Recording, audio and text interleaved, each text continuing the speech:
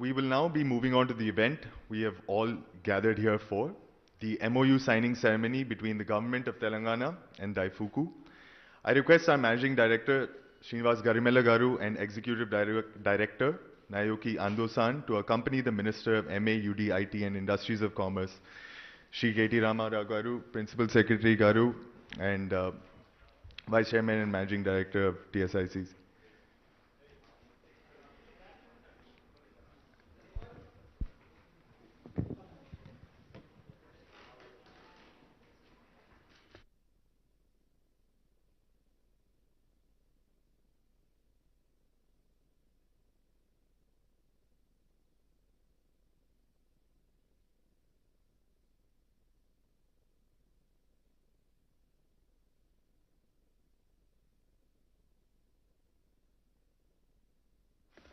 Request Vishnuvardhan Reddy Garu to join the dais for the MoU exchange.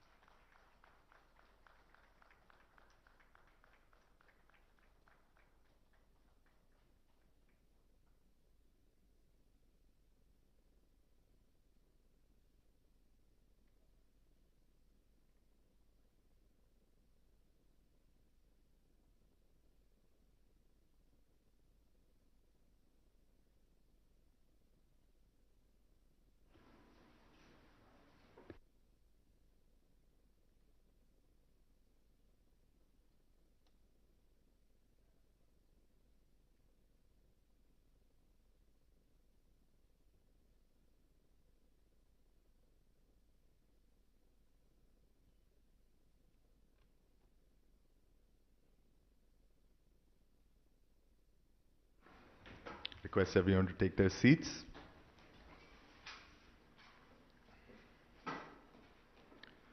We will now be presenting mementos of our appreciation. I request Srinivas Garu to present KT Ramarao Garu with a memento.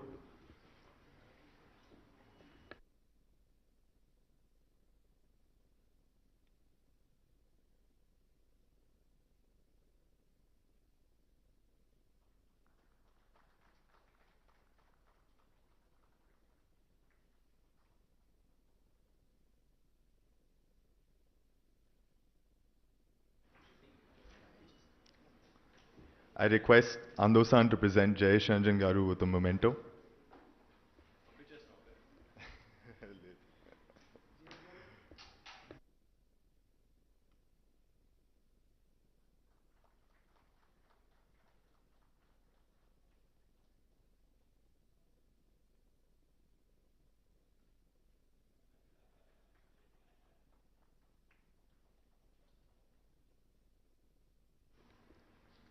I request Rudra Garu to present Narsimha Reddy Garu with a memento.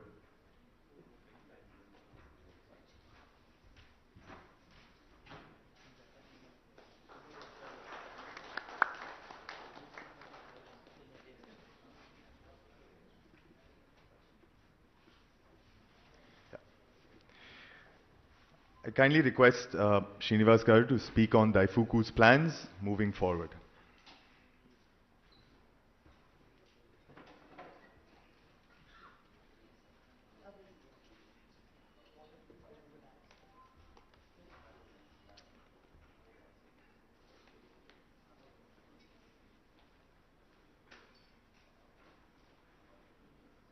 Please excuse me for a minute before I start off with drinking water.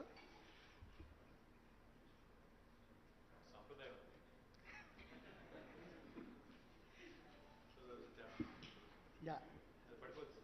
Yes. Good morning. Shri KTR Garu, Minister, Jayesh Ranjan ji, Principal Secretary, Narsimha Reddy Garu, TSIC Vice Chairman MD, my co-director Naoki Ando-san, MLA Garu, Gopinath Garu, distinguished guests, ladies and gentlemen, a very happy and a warm welcome to all of you on this momentous occasion for both Telangana government and Vega. Last few years we have seen, I'm going to typically speak about DAIFUKU, what DAIFUKU has done or planning to do to transform the landscape, industrial landscape for India in terms of automation. India is a large, diverse country. It's in the top 5 in terms of economy, but in terms of per capita, it's in the bottom 30%. And that throws up challenges for manufacturers. This is what we have come to address. In India, manufacturers are a big challenge because we have diverse population wanting different needs, but the volumes are not large enough individually, but collectively large enough. So then what happens is, for a manufacturer, he produces one type of a smaller number, but the number of types is very diverse, and that brings in the complexities of supply chain. What happens here is, it's a logistic nightmare for a company to ensure that the right product reaches the right consumer. This is where we step in, DAIFUKU steps in, to bring in, to address this complex nature of automation, because volumes don't justify automation investment. But we need to do that because, like, sometimes we find the wrong product from e-commerce companies, Amazon coming to us or Flipkart coming to us. This happens because the volumes are not big enough to automate it completely. So they go in for smaller automation. That's one of the reasons that DAIFUKU thought that India is now growing, the volumes are going to pick up in each segment, each SKU, and that's where we're going to step in.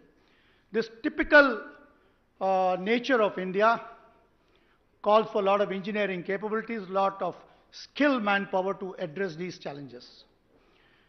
DAIFUKU is world's largest, top mid-landing automation company with revenues more than 30, Indian terms, 38,000 crores, with 5 major divisions. 1 is intralogistics, 2 automotive, 3 clean room, 4 wash, auto wash, and 5 we have electronics. We are from the intralogistics division, so we are setting up our state-of-the-art manufacturing facility to bring in world-class Japanese products being manufactured. And the Telangana government was kind enough to give us land at Chandan Valley. That's where we are planning to have this on a fast track. We're looking at something like commissioning in less than 16 to 18 months with the help of TS government to ensure that these layers that will slow us down to be removed. In this particular, I've got 2. Obviously, I'm a fan of KTR Garu, and he's been the largest, biggest brand ambassador of Telangana, and we have seen how Telangana is visibly changed last 7 years. We have seen that with our own eyes. Now here I've got 2 things. Our industry friends are here. I mean, from FTCC, Bhaskar Reddy Garu and all others are here. And from TIFF, Sudhir Reddy Garu are there. And Yeram Raju Garu, whom I admire, all these gentlemen who've been evangelizing manufacturing in Telangana. Here I've been with them for the last 15, 20 years, know them very well, know them personally. A couple of things that we need to look at, sir, for manufacturing especially.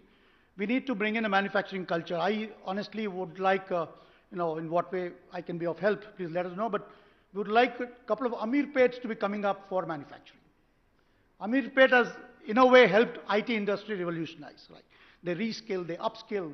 The quality of skilling, let's leave that aside, but at least there is something available for people to reskill and upskill.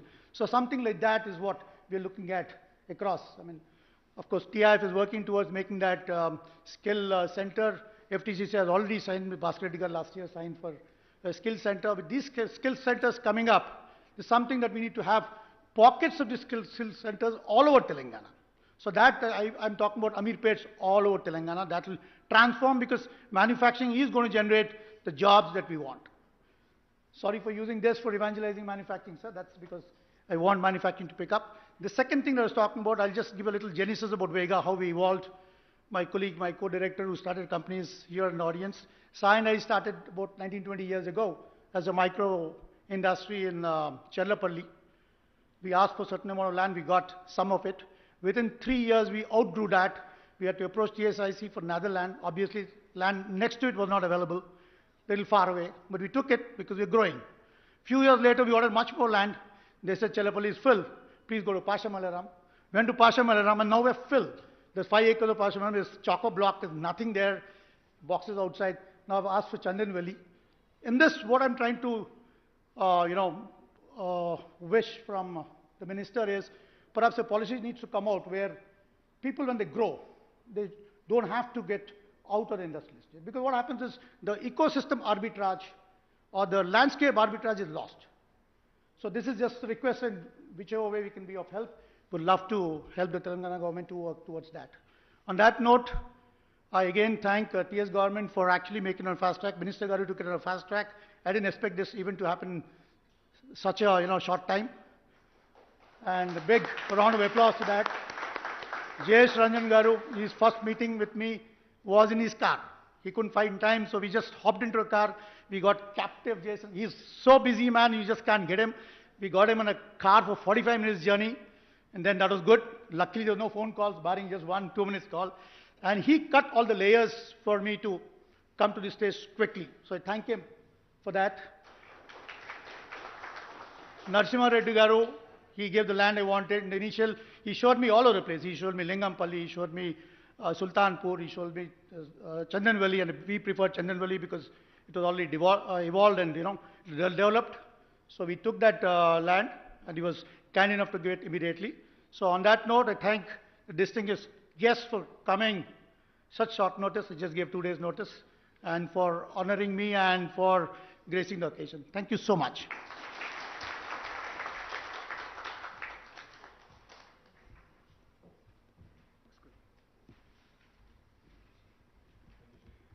Thank you, sir, for highlighting the roadmap of DAIFUKU's future in India. I kindly request KT Ramarao Garu to say a few words. Thank you, sir. Thank you, Aditya. Thank you, Srinivas Garu, for inviting us. Thank you, Ando-san, for joining us. Principal Secretary JournalistRanjith, Jubilee Hills MLA Maganti Gopinath Garu, TSIC MD Narasimha Reddy Garu, to all the distinguished gentlemen in the gathering that I know, Sudhir Reddy Garu, Bhaskar Reddy Garu, Eram Raju Garu, and there's plenty of other champions and doyens of the industry, Hyderabad and Telangana industry. My compliments to all of you, and also to my friends from the media. This is indeed an excellent occasion to celebrate, and that's the reason why we wanted to make it happen sooner, Srinivas Garu, because the world at large, and especially post-pandemic, all of us need more and more infusion of positive news and good news. So DAIFUKU coming to Telangana and setting up a brand new factory with 450 crores of investment, providing employment to 800 people, 800 plus people, was indeed something that we wanted to celebrate. So my compliments to you, the entire team of DAIFUKU, on choosing. You made the right choice, I can tell you. You've chosen Telangana and Hyderabad, you've made the right choice. But just a couple of things, the Srinivas Garu seems to be a huge champion of the manufacturing piece, manufacturing ecosystem. I think there's plenty of industrialists in the audience who also are champions of manufacturing ecosystem. Before I came here, I had a meeting with the new US Consul General who's come to Hyderabad, Jennifer Larson. So she asked me a very interesting question. She said,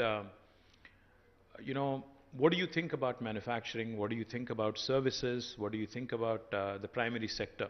And as an industries minister, you need to obviously give me your perspective, your state's perspective, and how do you see this landscape changing over the next few years, next few decades?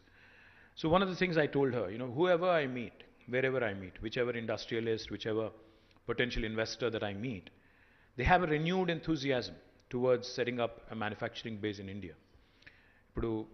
Especially post the pandemic, post-COVID, where the world has realized that there is too much dependence on China for everything, for bulk drugs, for medical supplies, for everything literally.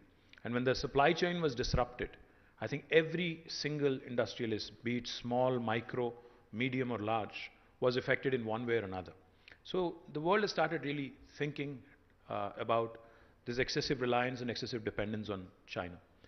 You talk to the biggest of the biggest players, the Fortune 500 companies, or even the smallest of players, they all tell me the same thing. They all tell you that there has to be a China plus one strategy. You can manufacture in China for China, but for the rest of the world needs, we need to start looking at other bases. Now, because we are similar in terms of our sizes, China and India, 1.4 billion people, 1.4 billion people. So in terms of the workforce, in terms of think force, people will draw that oversimplified comparison and say, if we are moving away from China, a logical thing to go to, logical place to go to would be India. But when a lot of overseas investors, be it Japanese or Americans or Europeans, they ask me, if China is able to do a few things in a certain way, why can't India do it? I only tell them one thing. China is a country which is very homogeneous, which is very unique in terms of how it is structured, in terms of how it is controlled, in terms of how it is administered. But India is very different. India is a democracy to begin with. India is not one, but there are 28 different Indias, if you ask me, because of the federal structure we have. Each state is so uniquely empowered. The makers of our constitution had envisioned India as a union of states. So therefore, each state, and especially the gateway that you choose to enter India through, will determine your impression of India, will determine how easy you find doing business in India. That's the general thought I leave with any of my potential investor. Having said that, when I travel and when I visit countries like the US, Japan, and other large economies, I was never more impressed than I was with in Japan. When I was in Japan, and going back to what Srinivas Garu was saying, one of the things that struck me, besides everything that is nice about Japan, the clean streets, the beautiful landscape, etc., etc., the one thing that stood out in my memory, we had a meeting scheduled with the chairman of Suzuki, Osamu Suzuki-san. So we traveled all the way to Hamamatsu from Tokyo. We took a nice bullet train. We were there in 1.5 hours. And we were ahead of time, because I know the Japanese are sticklers for time. They're very punctual, right? So I said, I don't want to take chances. I'm meeting a big man, trying to bring him to India, to my state rather. So I was there ahead of time. I was there almost 1 hour ahead of time. Me, Jayesh, my entire team was there. So what we were told was, because we reached ahead of time, they said, he's in a board meeting. Why don't you actually go visit the Suzuki Museum? I'm actually not a big fan of museums. I said, okay, whatever. To kill time, I'll go there, spend some time and come back. So we went into the Suzuki Museum. We were going around. Actually, when I ended up there, it was fascinating. When was the first Suzuki automobile made? When did this happen? When did that happen? It was very, very unique, very, very uniquely positioned, that museum. And I even found one of Chiranjeevi Garu's pictures there. That's a different story. I'll save it for another day. But we were going through the museum. What I found, to my amusement, and which I thought was very intriguing, was there were a bunch of, I would say, 7 or 8-year-old boys and girls from a school, all in school uniforms, going around the entire museum. I said, this is interesting. A grown adult like me, I might find this interesting, but what would this be of interest to any of these young kids, especially those in 2nd grade or 3rd grade?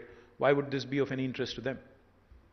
So I asked one of my Japanese friends there, I said, what are they doing here? What are the little kids doing here? He said, watch what they're doing. What they've been doing there is, which was so amazing later on when I realized, they actually were, of course, given the tour of the place, shown automobiles and how automobile evolution happened in Suzuki, etc., etc. Then later on, they were led to a kiosk. A kiosk, like the vending machine that we have for soda and, other snacks. Typically, that you'd run into in a hotel lobby or in your office.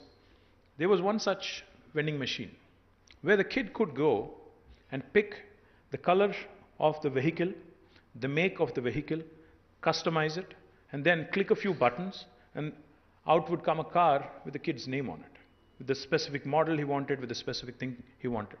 I said, so what is the lesson you're trying to, impart to these kids here? He said, my Japanese friend said, design thinking, engineering from a very early age. We need to tell our kids that manufacturing really holds the key to the growth of the world, to the expansion of your thinking, and to the expansion of your abilities, because the world cannot do without, we are all seated on furniture here. I'm speaking in a mic. Each of this is manufactured somewhere in the world. Each of this is designed in a certain way. So what they're trying to inculcate in those young kids is design thinking from a very early age, and also that importance that needs to be given to the manufacturing sector. Each of us, when we go back home, or even if you look around here, there's plenty of Japanese products, there's plenty of Korean products in your living room. Please go back and when you go back home today, please look around. There is a Sony television, there is a Panasonic air conditioner, there is a Toyota vehicle possibly you're running, or a Honda. There is a Samsung phone that you may be using. There is a LG refrigerator possibly in your home. The point I'm trying to make is, what I admire about a country like Japan and companies like DAIFUKU is the amazing tenacity, the amazing resilience they've shown over the last few decades. Remember, Japan was the only nation in the world which had experienced the most tragic and most devastating atomic explosion, Hiroshima and Nagasaki. In spite of that, despite earthquakes, despite tsunamis, despite natural contours which are against, all the forces of nature are stacked up against them. But it's the human intellect, it's the brain that the Japanese have invested in. It's the humans that the Japanese have invested in that have really propelled them to be one of the largest economies in the world. In spite of having a very small population, with all the forces of nature stacked up against them, with even incidents like the Hiroshima-Nagasaki explosion, yet the Japanese today continue to rule the roost, continue to be a dominant force economically compared to the West and compared to Asia as well. Same applies to Korea. So the one thought, when Srinivas Garu says, we need to focus on manufacturing. Yes, we need to focus on manufacturing. But what I told the US Consul General is, we need to pick up the best elements from different parts of the world. India cannot, and India does not have the latitude. India does not have the luxury to grow at its own pace. You cannot miss this opportunity. You have to seize this opportunity. We are uniquely positioned now where the world is looking at different manufacturing, the world is looking at alternate manufacturing locations outside of China. If India has to latch on to this, we have to do what the US has done in the last 30 years in a span of next 10 years. We have to do what China has done in the last 25 years in the span of next 10 years. So we don't have the opportunity, or we don't really have the luxury of leapfrogging. We have to pole vault. We have to jump a few hoops. We have to cover a few bases, and we have to focus on not just high-tech manufacturing or advanced manufacturing or smart manufacturing. We have to focus on basic manufacturing. We have to ensure we also get the efficient smart manufacturing which is coming out as part of Industry 4.0, Industrial Revolution 4.0. And we also have to ensure that we instill and inculcate design thinking at the school curriculum level, at a very young age, at a school curriculum level, at basic education level, and most importantly, even in the vocational training institutes that we have, the polytechniques, the ITIs, etc., etc. We also need to ensure, in fact, I was talking to Procter & Gamble yesterday, myself, Jayesh, we had a meeting with them. Right after the meeting, when I told them that I want you to enter, and I want you to enter, they have a huge manufacturing facility here where they produce liquid detergent and a bunch of other things from Telangana. So I told them, I want you to actually tag along one of my institutes, in fact, the IIIT in Basra, where we have some brilliant, brilliant youngsters.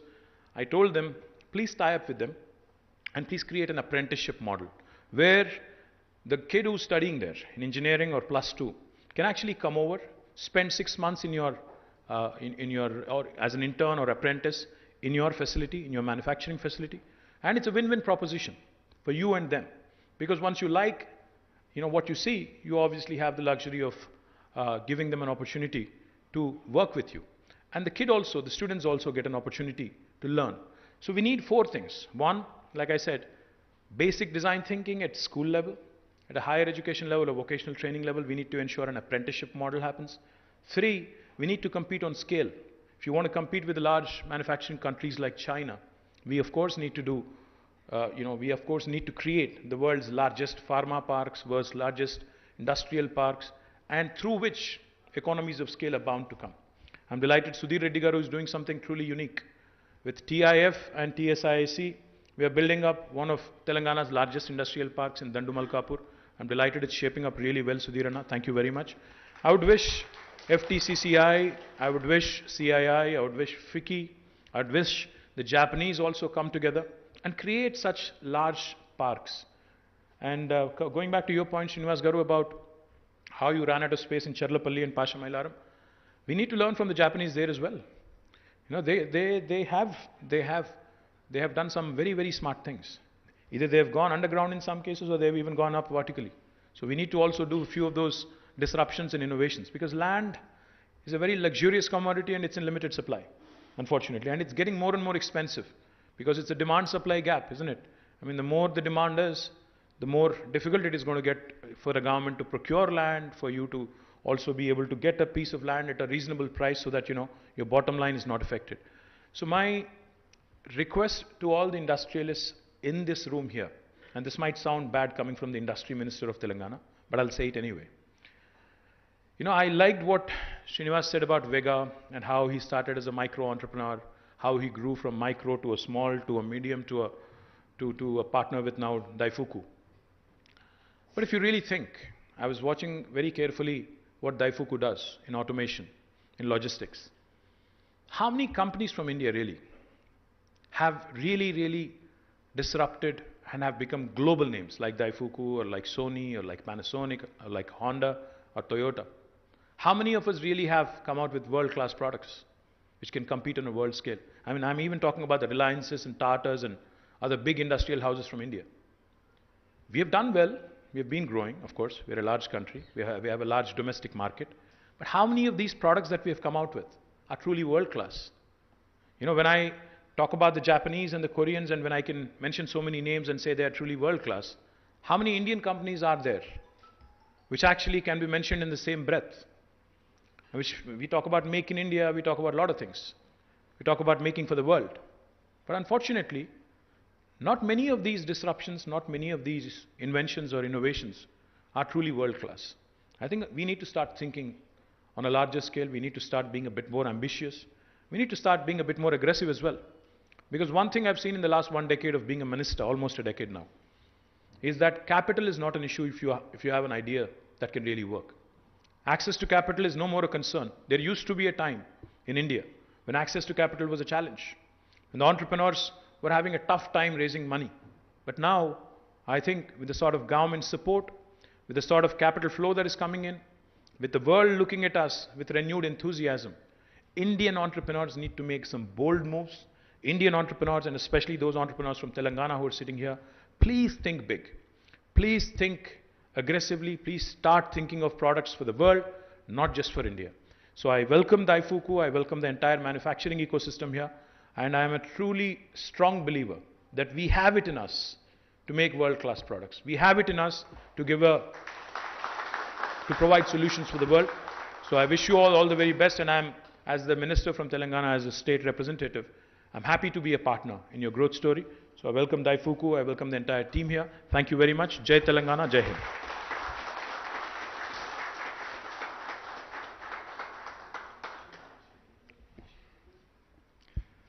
Sir, thank you for your kind and motivating words.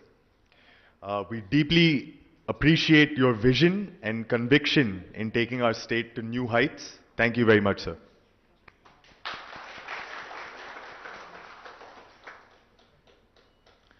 I now request our Vice President of Sales and Marketing, Sandeep Garu, to express DAIFUKU's gratitude for everyone's presence here today.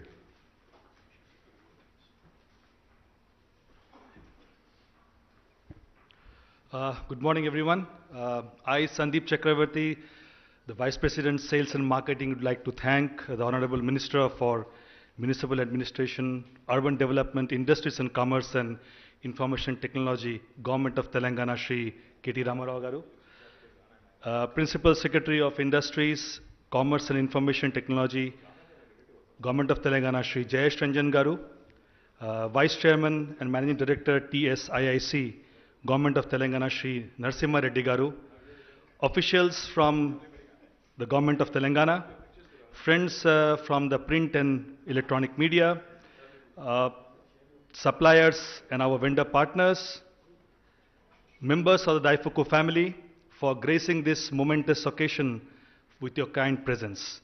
It means a lot to us at DAIFUKU. Thank you all. Thank you very much. Arigato gozaimasu.